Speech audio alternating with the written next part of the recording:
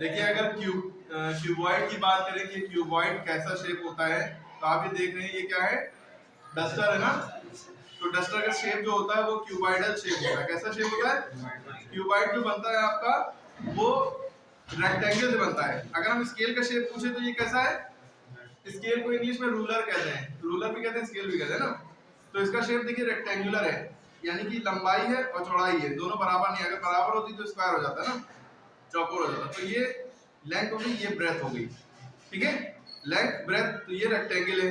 लेकिन जब जो है हम क्यूबॉइड पे आते हैं तो सामने तो कुछ ऐसा दिख रहा है, ये लेंथ हो गई, ये ब्रेथ हो गई।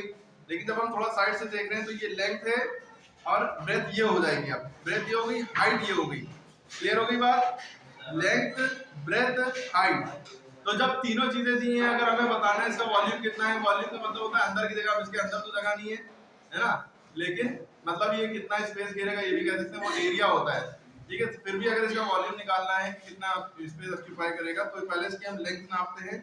लेंथ अगर हम स्केल से नापेंगे, ठीक है, पहले इसमें देख लीजिए लेंथ, ब्रेथ, हाइट कितनी है भाई। ये एक लेंथ हो गई, दो लेंथ हो गई है ना, 3 4 5 6 है ना, और 7 8 9 10 और कुछ रह रहा है 11 12 है ना। तो लेंथ, ये सारी लेंथ को अगर लेंथ मान ले तो ये एजेस कहलाती है। एजेस माने साइड। तो इसमें 12 एजेस होती है, 12 साइड्स होती हैं, ठीक है। कोने कितने हैं? कोने को कहते हैं वर्टेक्स। एक कोना वर्टेक्स, बहुत सारे कोने वर्टिसेस। तो कितने कोने हैं इसमें? गिनिए, 1 2 3 4 5 6 7 8 8 वर्टिसेस है। वर्टेक्स माने एक कोना, वर्टिसेस माने बहुत सारे कोने, ठीक है। कोने और एजेस की बात समझ में आ गई। अब हम बात आती है फेस की, FACE फेस। तो फेस माने चेहरा।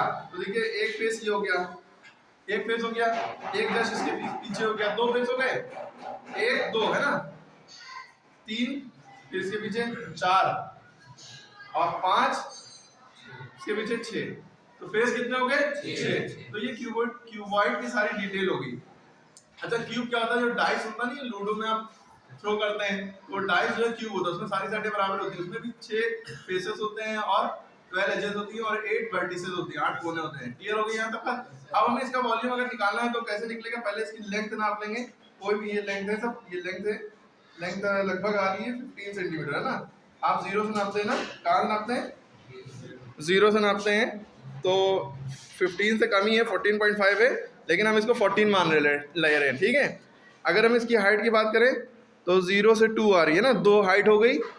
और इसकी ब्रेथ की बात करें तो 0 से 3, इसकी ब्रेथ कितनी हो गई? 3 सेंटीमीटर। तो लेंथ कितनी थी? 14.5 को हमने 14 मान लिया लगभग, और ब्रेथ को हमने कितना मान लिया? 2, और हाइट को, ठीक है। तो हमें अगर निकालना है इसका वॉल्यूम ऑफ क्यूबॉइड, आगे आ दो, क्यूबॉइड सामने से बना लो। वॉल्यूम ऑफ क्यूबॉइड निकालना है, तो वॉल्यूम ऑफ क्यूबॉइड निकालने के लिए हमें पता है इसकी लंबाई हमने निकाली, कितनी आ गई? 14 सेंटीमीटर। चौड़ाई यानी ब्रेथ कितनी आ गई? 2 सेंटीमीटर। और हाइट हमने नापी तो कितनी आ गई? 3 सेंटीमीटर। और हमें वॉल्यूम निकालना है, वॉल्यूम ऑफ क्यूबॉइड। तो वॉल्यूम ऑफ क्यूबॉइड का फार्मूला क्या होता है? वॉल्यूम ऑफ क्यूबॉइड का फार्मूला होता है length into breadth into height. Length कितनी है? 14, और ब्रेथ कितनी है? 2, और हाइट कितनी है? 3, ठीक है। तो 43 दा 42 आप कैसे मल्टीप्लाई करें? पहले इससे, फिर इससे करें 42 दा 28, और 28 into 3 3 8 24, 3 2 6 6 2 8, ठीक है। 28 3 दा 84। अब क्योंकि ये वॉल्यूम निकालने हैं, दुनिया में किसी भी चीज का वॉल्यूम अगर निकालते हैं तो यूनिट में क्या लगता है? क्यूब लगता है, 3। सरफेस एरिया क्यूब या एरिया निकालें किसी भी चीज का, सरफेस एरिया ऑफ क्यूबॉइड निकालें तो एरिया तभी लग पाएगा तो यहां पे स्क्वायर यानी कि 2 लग जाएगा, क्यूब यानी 3 लगाएंगे। तो क्लियर हो गई? पहले हम लोग मल्टीप्लाई करेंगे, जो आंसर आया उसको इससे मल्टीप्लाई करेंगे, ठीक है। चाहे आप इसको मल्टीप्लाई करते हैं 3 6 46 84 तब भी आ जाएगा। क्लियर है?